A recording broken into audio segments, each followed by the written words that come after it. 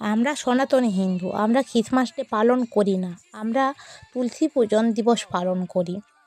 তো কারা কারা সনাতন ধর্মের হিন্দু ও তুলসী পূজন দিবস পালন করেন তারা একটু কমেন্টে বলে যে।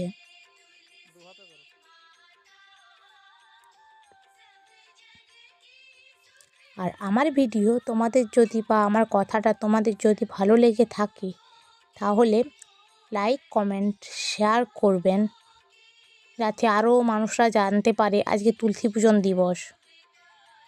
আর সাবস্ক্রাইব করে পাশে থাকা বেল আইকনটিও বাজিয়ে দেবেন।